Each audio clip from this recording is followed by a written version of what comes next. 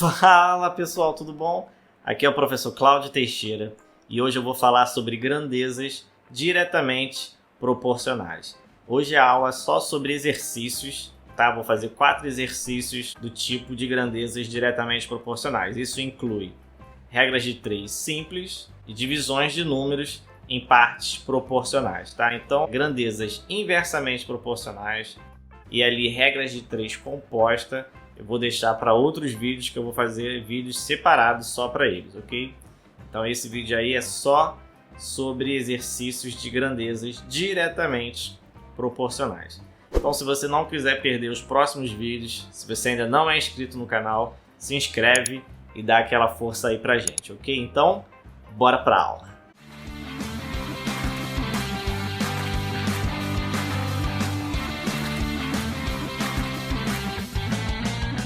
Já aqui na aula, pessoal, dá um like no vídeo para você não esquecer e fazer a gente crescer, ok? Então o primeiro exercício que eu separei aqui pra gente é o seguinte.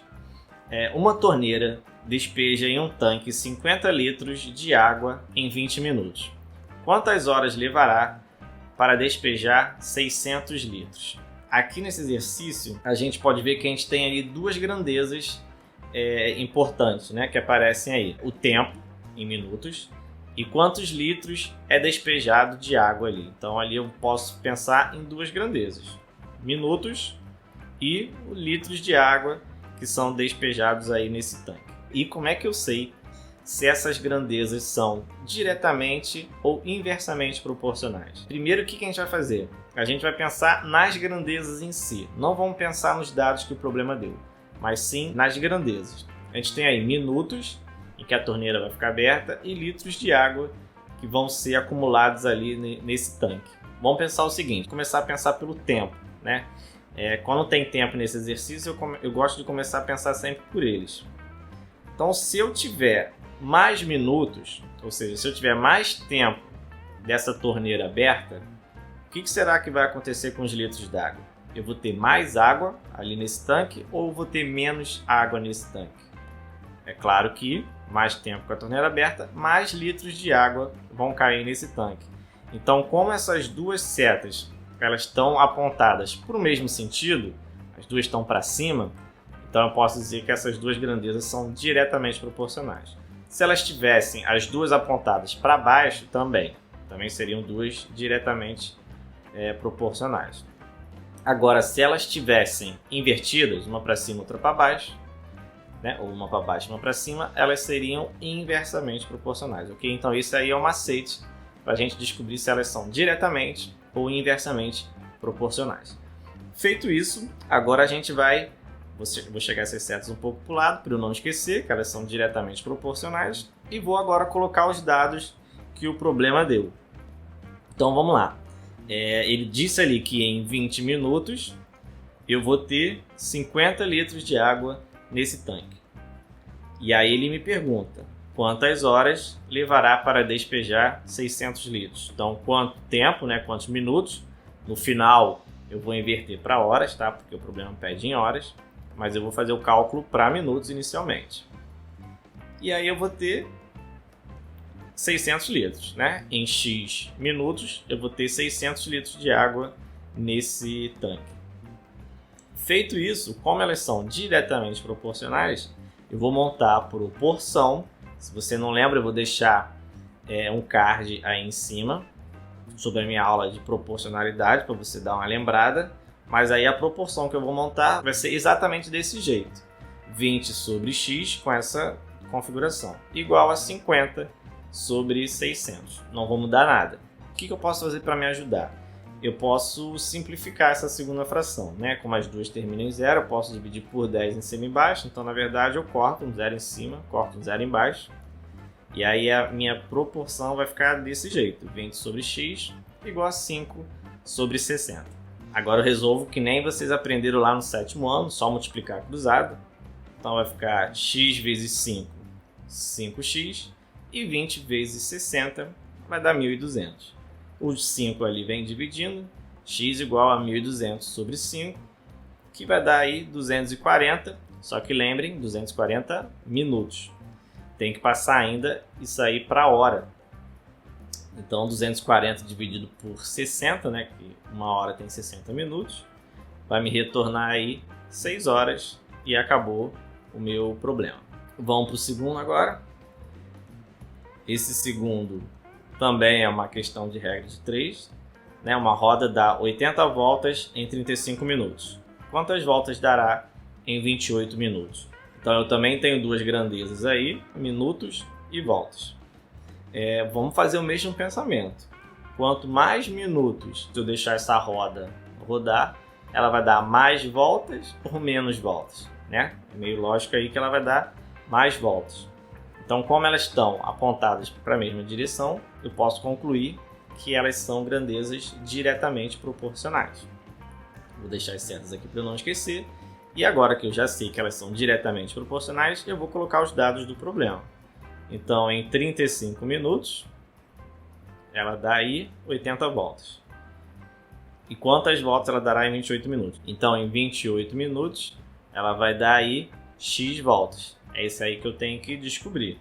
Então, como elas são diretamente proporcionais, eu vou armar a minha proporção aí desse jeito, sem modificar nada. Então, vai ficar 35 sobre o 28 igual a 80 sobre X. Também posso simplificar antes de multiplicar cruzado, para facilitar a minha vida.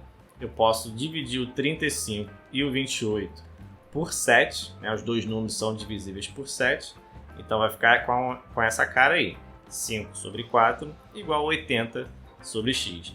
Agora é só eu multiplicar cruzado, então vai ficar 5x igual a 320, x igual a 320 sobre 5, porque o 5 vem dividindo, e 320 dividido por 5 vai dar 64. Então em 28 minutos, essa roda chega a dar aí 64 voltas, ok? Agora a gente vai para exercícios aí de divisões em partes proporcionais. Vamos ver o número 3, que diz o seguinte: os números x, y e 32 são diretamente proporcionais aos números 40, 72 e 128. Quanto que vale x e y? Então ele já diz aí que eles são diretamente proporcionais, não preciso me preocupar com isso. Então o meu problema agora é montar a proporção entre esses números. Quando ele fala desse jeito, eles são proporcionais respectivamente. Então é o primeiro com o primeiro, vou montar essa razão, que vai ser x sobre 40.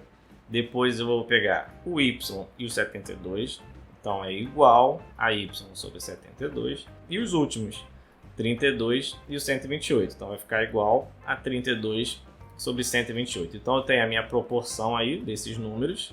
Só que para eu começar a resolver, não vou usar as 3 razões. Eu vou usar somente 2 de cada vez.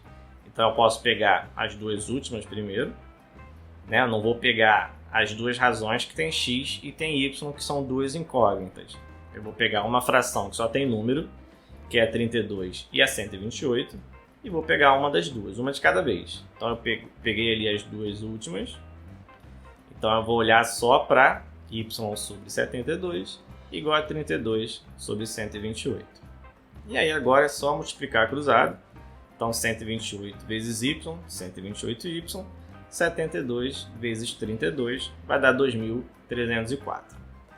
128 vem dividindo e 2.304 dividido por 128 vai me retornar y igual a 18. Então esse valor eu deixo guardado, que eu já tenho uma resposta, e vou em busca da segunda.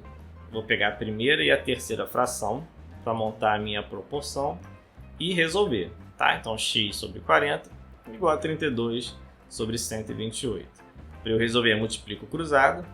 Então 128 vezes x vai dar 128x, 40 vezes 32 vai dar 1.280.